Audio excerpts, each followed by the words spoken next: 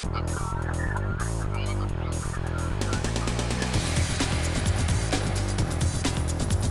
is MacVoices TV.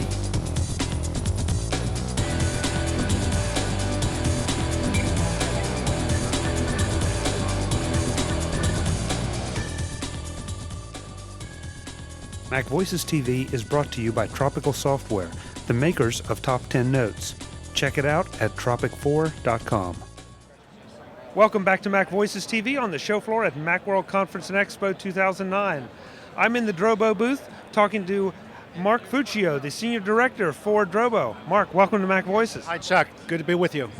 Mark, this may be the most unnecessary interview we're going to do all week because I'm not sure who doesn't know about Drobo. Oh, that's very rewarding to hear. Well, it's true. You guys have sort of taken the world by storm as far as, well, I don't know, should I say redundant storage or protected storage? Yes, it's really safe, protected storage. So tell us about Drobo for the one or two people who are uninitiated, and give us an idea of what the most recent updates are. Okay, so Drobo is a storage array. You can put up to 4 drives in it, connect it to your Mac through either FireWire or USB. Drobo is built on 2 very simple ideas. Idea number 1, it should never lose your data. So when data goes onto Drobo, it's written redundantly using data protection algorithms, so if any one of the drives in it should fail, Drobo can reconstruct it from the remaining drives. The second idea is Drobo should never get full. So you can start with 2 drives and then add a 3rd or 4th as your capacity needs expand, and it does for all of us. I'm sure you never have enough storage. I know I don't. And then, when it gets full, you can pull a drive out and replace it with a larger one, and you just can keep on going like that into the sunset. There's a Drobo sitting at home on my desk. It's the USB model. I haven't upgraded to the FireWire model yet.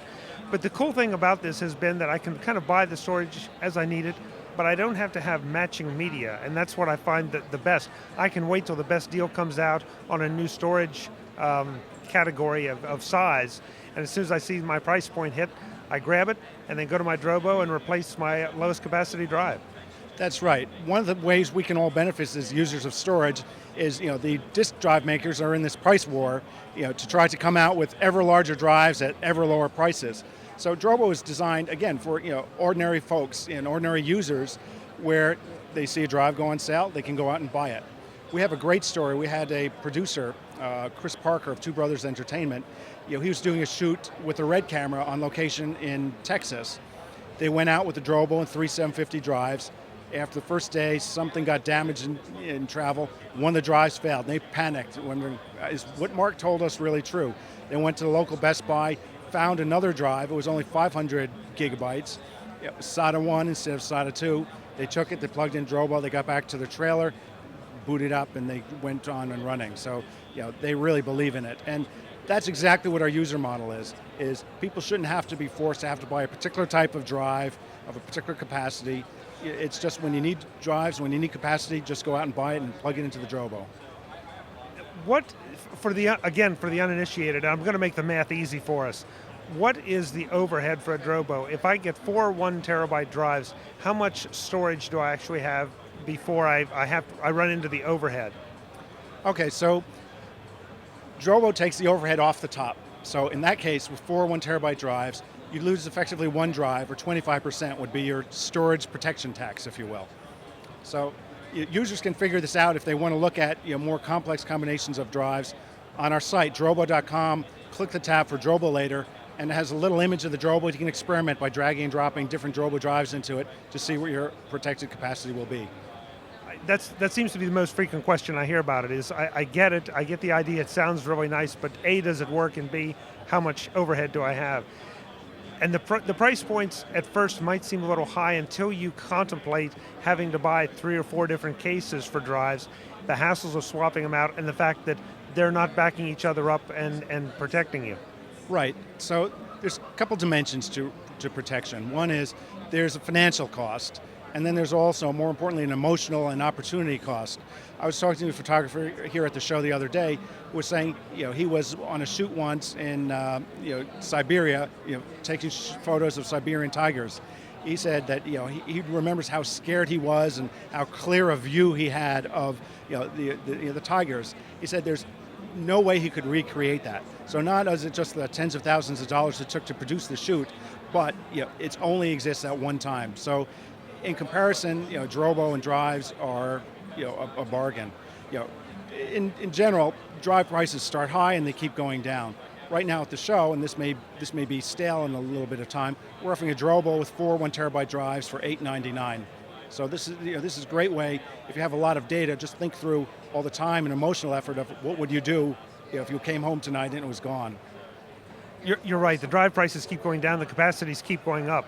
What is the upside capacity of a Drobo? What size drives will it support as they become available?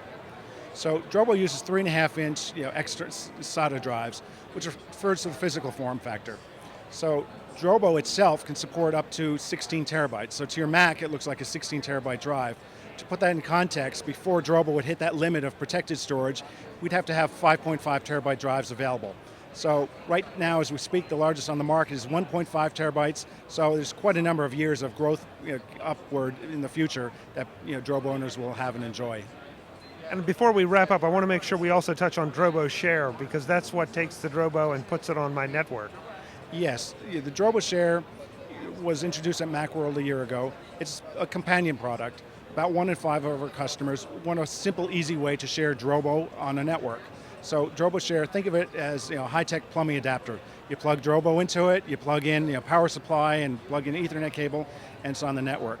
Another thing your users may be interested about is when we launched it, developers came out knocking on our doors telling us, hey, we know there's a Linux server in there, let us have access to it.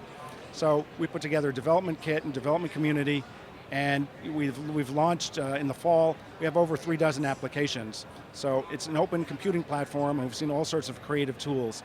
Your viewers can see it going to drobo.com and clicking on the Drobo Apps tab.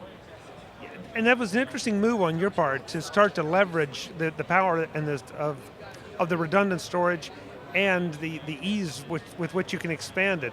Because the one thing that's certainly not happening, my movie library is not going down in size, my music library is not going down in size. If I dedicated Drobo to some of these things, now you've added some incredible apps to just make it the absolute choice to manage some of those issues. That's right.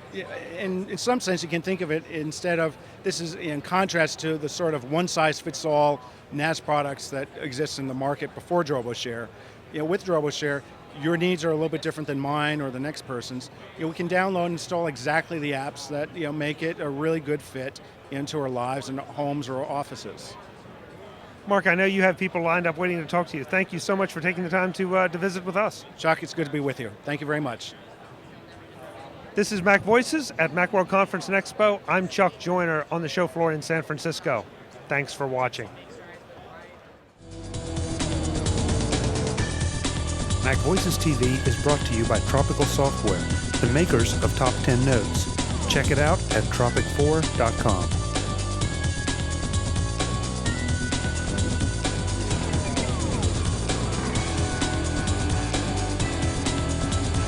MacVoices TV is part of the MacVoices Group and a member of Mac Level 10.